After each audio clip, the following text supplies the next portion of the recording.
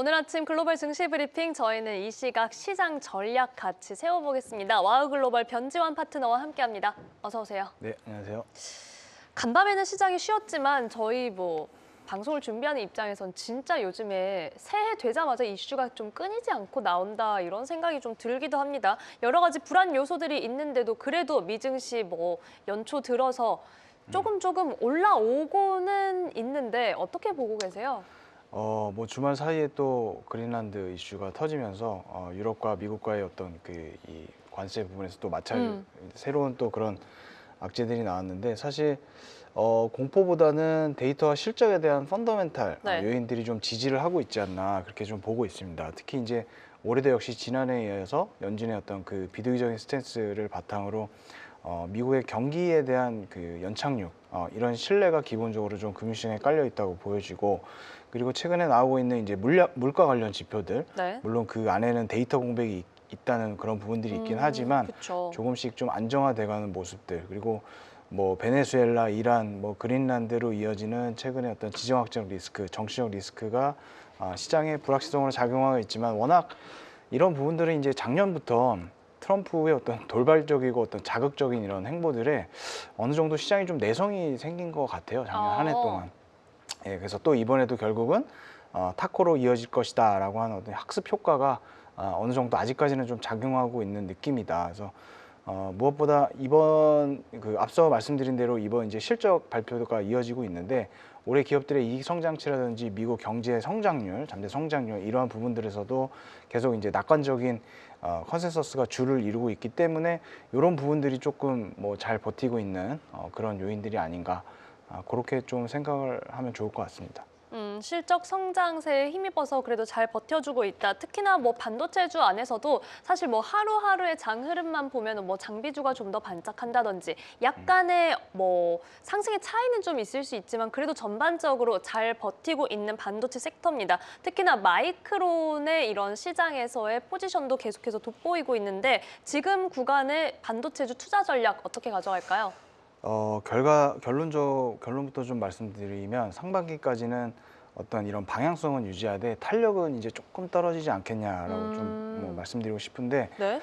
올해 이제 글로벌 반도체 매출이 AI 인프라 확산 이런 것들에 힘입어서 사상 최초로 지금 1조 달러를 돌파할 것이라고 전망이 되고 있거든요. 그래서 여기에 이제 수요의 중심 자체가 범용 IT에서 그 AI 연산 쪽으로 넘어가면서 HBM뿐만 아니라 SSD 이런 어떤 그 고용량 기업용 SSD라든지 아니면 이제 DRAM 수요 이게 이제 폭발을 하고 있습니다. 그래서 이 이 공급 사이드에서도 특히 이제 제조사들 재고가 지금 바닥난 상태잖아요. 그래서 이 상황에서 공급 증가 자체가 서버라든지 IT 이 기기 제조사들의 어떤 재고 확보 수요 니즈 요게 이제 같이 맞물리면서 아마 올 상반기에 아마 그 가격 상승 모멘텀이 가장 극대화되는 시점이 오지 않겠느냐. 그래서 골드만삭스 같은 경우에는 올 디램 가격 상승률을 전년 대비 한 80%까지도 상향 조정하기도 했더라고요. 근데 이제 제가 지난주에도 말씀드렸다시피 이게 이제 워낙 높다 보니까 너무 올라가게 되면 제조 원가 차원에서 이 디램 단가 자체가 제조사들 마진 압박으로 이어지면서 수요 둔화로 또 이어질 수가 있습니다. 그래서 어느 정도의 그런 임계치는 있을 것 같긴 한데 어찌됐든 간에 그럼에도 불구하고 앞서 이야기한 대로 이제 상반기까지는 방향성 자체는 계속해서 위쪽으로 갈 것 같고 다만 이제 올 초에 너무 지금 가파르거든요. 그래서 이 상승 탄력 자체는 조금 둔화되지 않겠느냐 그렇게 좀 보고 있습니다. 네, 금요일장에서도 마이크론 같은 경우만 살펴봐도 7% 넘게 오르면서 52주 신고가를 경신하기도 했습니다. 이 긍정적인 부분은 이어지겠지만 상승 탄력은 조금 둔화될 수 있다라고 이렇게 좀 정리를 해주셨어요. 사실 주변에서 여담입니다만 투자에 전혀 관심이 없는 분들도 휴대전화나 노트북 빨리 사야 되는 거냐, 가격이 벌써 많이 올랐다 이런 얘기 좀 많이 하시더라고요. 근데 이제 그 반도체 가격이 그 디램 가격이나 이런 것들이 올랐다고 해서 제조사들이 바로 소비자 가격에 이렇게 그거를 반영시키지는 않으니까요. 쉽지는 않다. 네, 그래서 뭐 그것 때문에 미리 살 필요는 없을 것 같습니다. 그 정도까지는 아니다. 네, 다행입니다. 네. 자, 한편 저희가 앞서 이제 반도체주에 대한 전반적인 의견을 여쭤볼 때도 말씀드렸지만 장비주 안에서도 굉장히 그린라이트가 강하게 들어오는 날들이 좀 있었습니다. 특히 뭐 램 리서치, KLA 혹은 ASML 같은 종목들도 저희가 방송을 하다 보니까 약간 월가에서 주목한 종목으로 좀 소개를 많이 해드리게 될 때도 있더라고요. 최근 이런 장비주의 탄력, 올해만 들어서 뭐 30%대 올랐다 이런 이야기들 나오고 있거든요.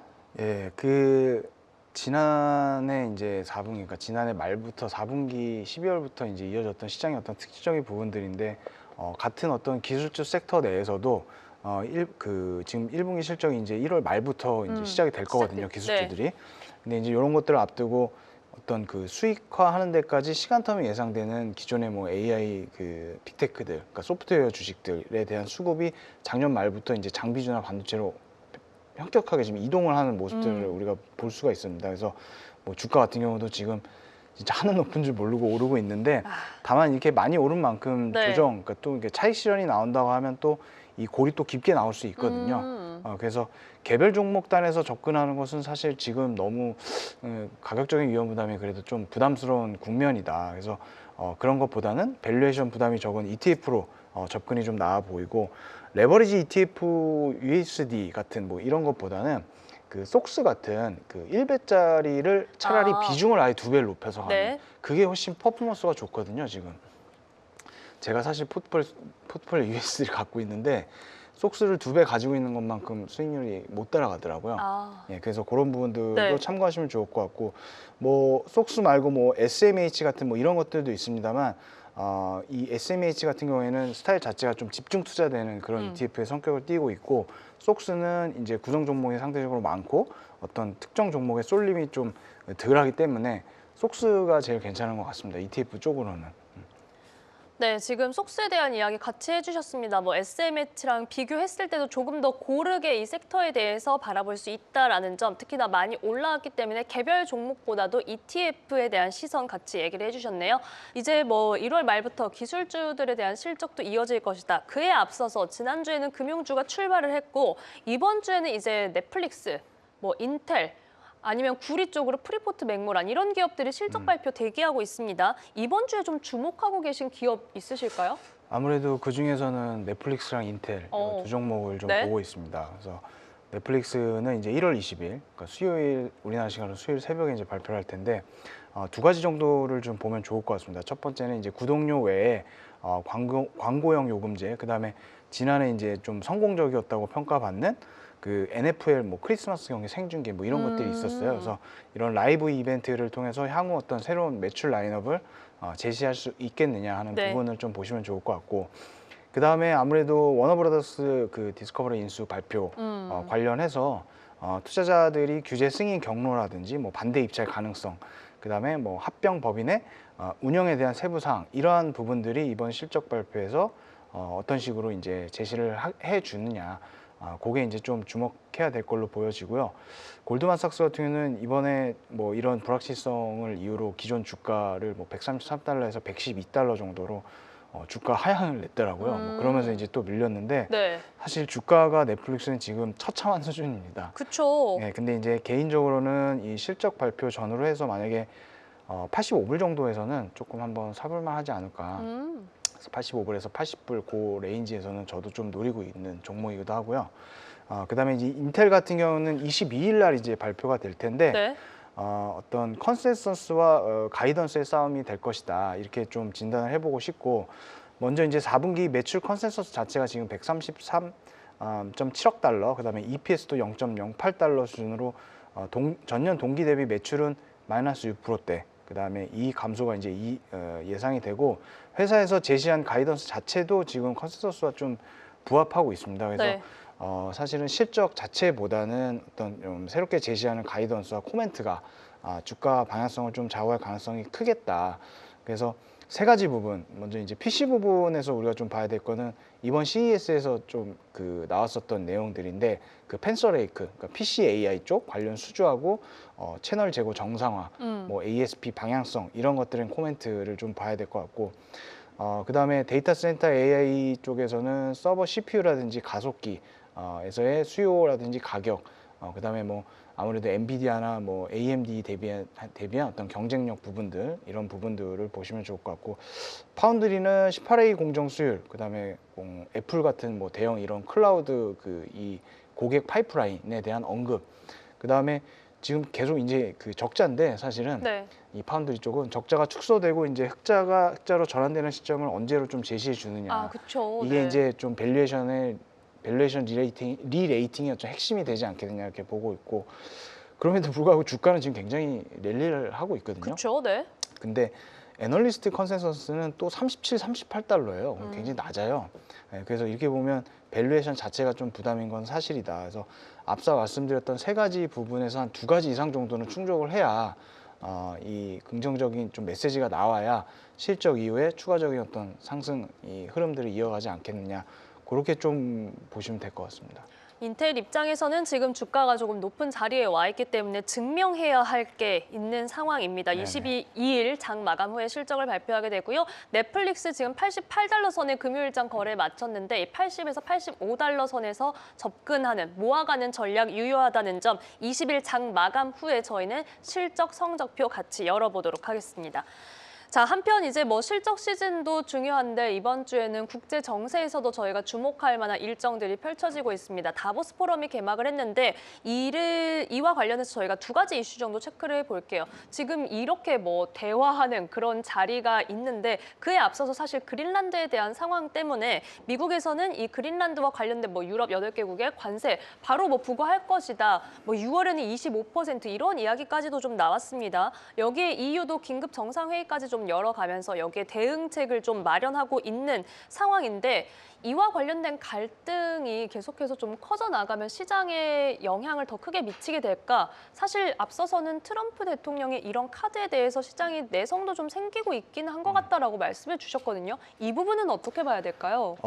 근데 이제 일정 자체가 네. 지금 21일에서 22일 날 그 트럼프 대통령과 마크롱의 비공식 회담이 있고요. 그다음에 동기간에 유럽 정상들이 또 뭐 긴급 비상 뭐 회담 네. 이런 거를 갖는다고 하더라고요. 그래서 그 이후에는 아무래도 미국에 대한 어떤 이 최종 보복 관세 안들이 나올 수 있을 가능성이 있어서 일단 이번 주까지는 계속해서 그런 어떤 그 변동성 구간에 노출돼 네. 있는 건 맞습니다. 그리고 주식시장 같은 경우에는 아무래도 위험회피 선호 심리가 좀 번질 수가 있고, 그다음에 경기 민감주라든지 수출주들 중심으로 타격을 좀 크게 받을 수 있다. 특히 이제 유럽 수출 비중이 높은 산업재라든지 자동차, 뭐 항공기, 뭐 이런 보잉 뭐 이런 것 될 수 있죠. 테슬라도 될 수 있고. 네. 그래서 이런 것들이 직격탄을 좀 맞을 가능성이 커 보이고, 반대로 뭐 헬스케어나 아니면 유틸리티 이런 내수 비중이 높거나 이런 그 서비스, 소프트웨어 뭐 이런 부분들은 상대적으로 좀 또 이 선방할 수 있다, 좀. 수급들이 몰리면서 네. 반사이익을 받을 수 있는 부분이라고 좀 보시면 될 것 같고,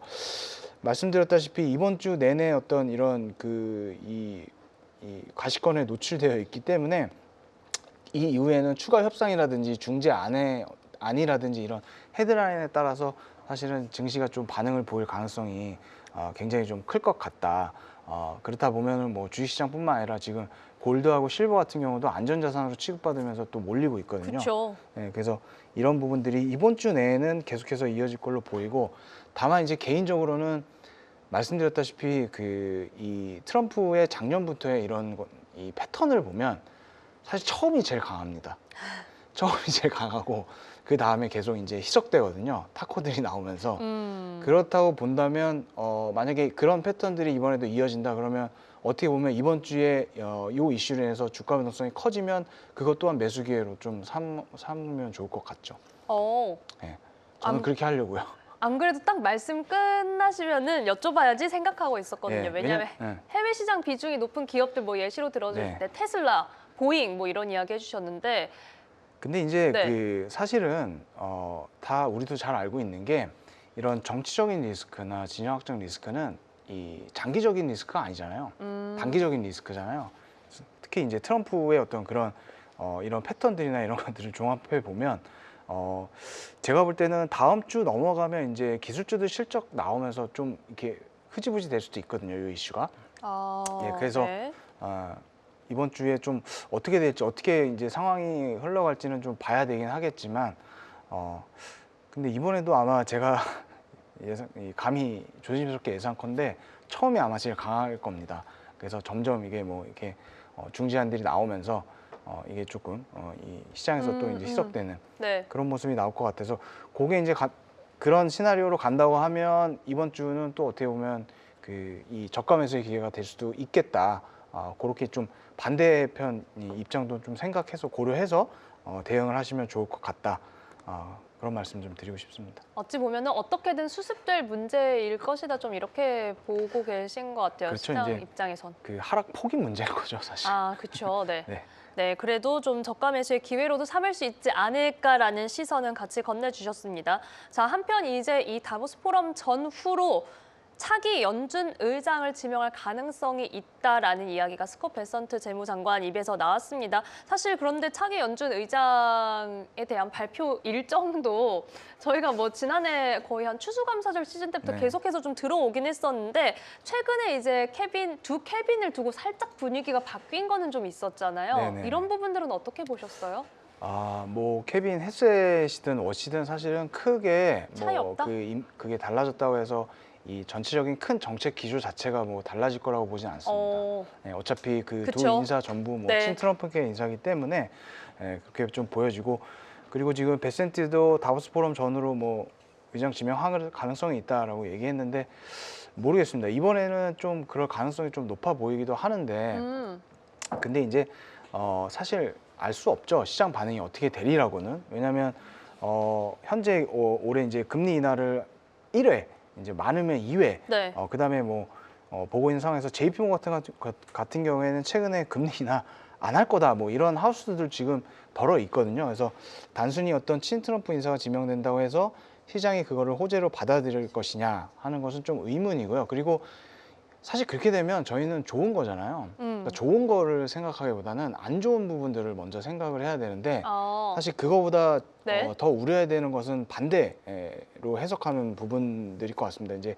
연준의 독립성이 훼손될 것이다. 그런 것들을 빌미로 이 연준의 신뢰도 자체가 떨어지면 그쵸. 달러 약세라든지 장기 금리가 이제 큰 폭으로 상승을 이어지면서 시장이 또 그것 때문에 한번 무너질 수 있는 사실 그 시나리오가 더 우려되는 상황이라고 좀 말씀드리고 싶고 이론적으로 지금 말하는 거는 단기적 상승, 그다음에 중기적으로는 물가와 어떤 연준의 독립성에 대한 부분들에 대한 불안이라고 얘기할 수 있겠지만 사실 이것도 뭐 뚜껑을 열어봐야 아는 것이라고 생각하고 다만 이제 하나 말씀드리고 싶은 거는 지금 굉장히 불확실하잖아요. 언제 발표할지도 모르고 그쵸. 발표했을 때 시장이 네. 어떻게 해석할지도 모르고 그래서 이런 불확실성이 앞두고서 먼저 뭔가 선 조치를 하는 거는 별로 안 좋은 것 같습니다. 그래서 일단은 뭐 단기적으로 올라간다고 해서 지금 포트폴리오를 뭐 예를 들어서 확 다 채우거나 아니면 뭐 불안하다고 해서 뭐 확 비우거나 이런 어떤 좀 한쪽으로 치우친 대응을 하지 말고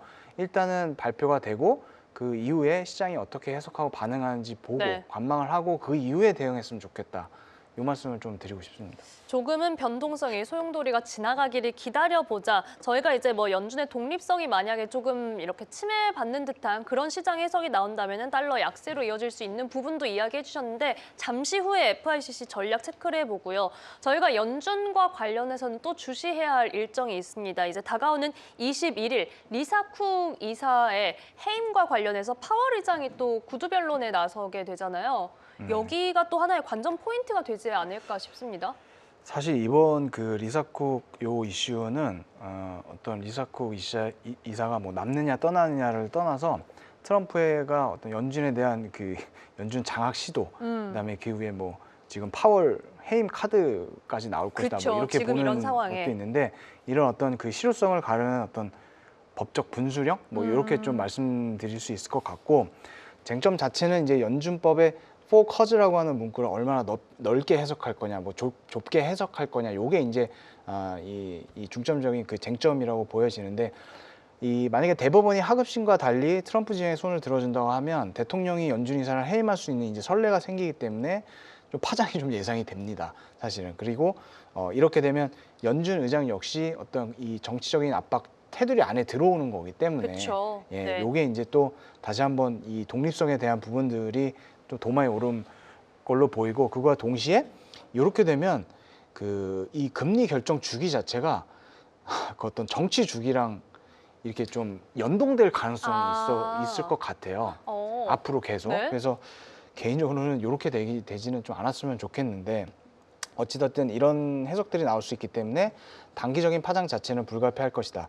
근데 다만 쿡 이사가 만약에 해임된다고 해도 당장에 뭐 파월을 해임한다거나 이렇게까지 이어질 것 같지는 않고 뭐 어떤 쿡 해임을 지렛대 삼아서 어떤 정책 노선 자체를 좀 꺾거나 아니면 뭐 후임 의장 선임에서 어떤 트럼프 인선을 좀 관철하는 쪽으로 그런 쪽으로 좀 노선은 유력해 보이기 때문에 시장이 예상하는 어떤 파월 어떤 조기 해임까지는 가지는 않을 것 같다. 그렇게 좀 보고 있습니다. 자, 그렇다면은 이제 이번 주에 이 채권과 그리고 상품, 이 화폐와 관련해서는 저희가 외환과 관련해서는 좀 전략 어떻게 가져가야 될까요? 유가 자체는 사실 이번 그린란드 이슈보다는 그 이전에 있었던 지정학적 긴장이라든지 뭐 무역 전쟁 뭐 이런 것들에 좀 민감하게 반응할 수 있는 변화가 예상되고 이제 근데 유가는 말씀드렸다시피 이 전체 시장 자체가 오펙 플러스나 이런 기조나 펀더멘털 자체가 하락 압력이 워낙 강하다는 걸 좀 보셨으면 좋겠고 네. 천연가스 같은 경우는 지금 굉장히 큰 폭 급등세를 어제 선물 시장에서 보였었거든요. 근데 사실 저는 주말에 제가 천연가스 가지고 있어요. 근데 그 이슈가 터지고 네. 만약에 미국에서 미국 셰일 업체들이 생산하는 이런 물량들이 유럽으로 이제 수출되는 물량이 막히면 미국 내에서의 어떤 이런 재고가 쌓이면서 이게 사실 더 하락할 줄 알았거든요. 그래서 아이고 큰일 났다 이러고 있는데 월요일 날 이 굉장히 큰 급등 지금 선물 시장에서는 거의 16% 정도 지금 와. 급등을 하고 있거든요. 그래서 시장에서는 어떤 군사적인 긴장이라든지 에너지 수송로 뭐 이런 불안정성이란 프리미엄이 좀 더 부각되는 것 같습니다.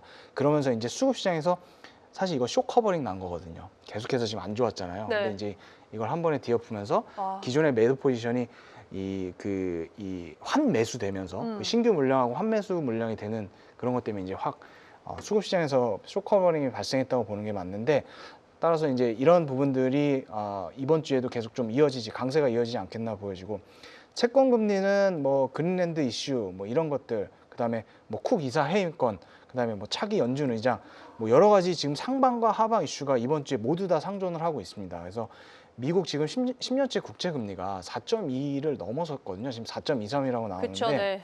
사실 4.4대까지 빠르게 간다고 하면 제가 이제 심리적인 저항선을 4.5라고 보고 있는데 4.4까지 빠르게 가면 4.5 이상은 또 빠르게 튀어 올라갈 수 있는 그렇게 되면은 시장이 좀 더 또 이제 주식시장 입장에서는 굉장히 큰 변동성이 그쵸, 터질 네. 수 있거든요. 그래서 그 위치인 만큼 하락보다는 이런 금리 상승, 그다음에 특히 이제 장단기 이 스프레드 확대 여기를 염두에 둔 그 전략을 이번 주에 좀 전략으로 대응하는 게 좋을 것 같고 골드와 실버 같은 경우도 계속해서 터지는 어떤 이런 것들 때문에 이 그 안전자산으로 선택을 받으면서 계속해서 강세를 이어가고 있는데 지난주의 흐름을 제가 일주일 내내 잘 살펴봤는데 내릴 때는 잘 안 내리고 올라갈 때는 탄력이 아직 좋더라고요. 대단합니다. 그래서 이러한 어떤 강세 흐름 자체가 이번 주도 이어질 걸로 보인다. 근데 이제 그럼에도 불구하고 신규로 들어가는 거는 한 주만 좀 더 참아봤으면 좋겠다. 네, 그런 말씀을 좀 드리고 싶습니다. 한 주만 더 참아보자. 네. 지금 금과 은에 대해서는 같이 하방 경직성에 대한 부분도 짚어주셨고요. 저희는 지금 10년물 국채 금리 조금 주목할 필요가 있겠네요. 장단기 스프레드 확대를 염두에 둔 전략 가져가자 말씀해 주셨습니다. 자, 이제 휴장 하루 쉬어가고 나서 오늘 밤 맞이하게 될 시장 전략만 간략하게 부탁드릴게요. 네, 지금 뭐 하루가 멀다 하고 계속 새로운 그 이슈들이 나오면서 좀 증시를 올라가려고 하면 끌어내리고 올라가려면 좀 괴롭히는 모습들이 보이긴 있는데 이번 주 역시 뭐 그린란드 이슈뿐만 아니라 다보스 포럼, 뭐 말씀드렸던 차기 연준 의장, 리사쿡, 뭐 경제지표 쪽에서 또 GDP랑 PCE도 있어요. 그렇죠. 예, 그리고 뭐 실적은 뭐 인텔 실적 이런까지 그 주 후반까지 계속 줄지어 대기하고 있기 때문에 사실 어디로 튈지 모르는 그 변동성 장세가 이번 주는 나올 것 같습니다. 근데 이제 그럼에도 불구하고 개인적인 것은 매수의 기회를 좀 삼았으면 좋겠다. 갈 것 같습니다. 갈 길은 갑니다. 결국에는 지수는. 갈 길은 갑니다. 네, 그래서 네. 나스닥도 아마 역사적 신고점을 현물 기준으로 이 달성하러 갈 걸로 보이기 때문에 이런 어떤 단기적인 이슈가 거치면 1월 말 2월 초에 기술주들 실적 맞물려서 다시 고점 트라이를 할 수 있는 그런 좀 이런 시나리오를 염두하고 그렇게 대응하셨으면 좋겠습니다. 이번 주 금요일에 또 나오십니까? 네, 맞습니다. 네, 그러면 이번 주는 좀 변동성의 파도를 저희가 파트너님과 함께 잘 네. 헤쳐나가 보겠습니다. 채팅창에도 또 이전에도 말씀해 주셨던 밀림의 사자 또 나오고 네네. 있고요. 좀 매수의 기회로 삼아보자라는 부분 다시 한번 체크해 보시죠. 자, 저희는 이어지는 화면에서 변지현 파트너와 함께 시장 공부할 수 있는 방법 좀 화면으로 전해드리면 좋을 것 같은데요. 전화로는 02 전화번호도 같이 확인해 보시죠. 02-3490-5016으로 연락 주시면요. 변지현 파트너의 미국 주식 성공 지표 만나보실 수 있습니다. 자, 저희는 여기에서 변지현 파트너 보내드리죠. 오늘 말씀 고맙습니다. 네, 고맙습니다.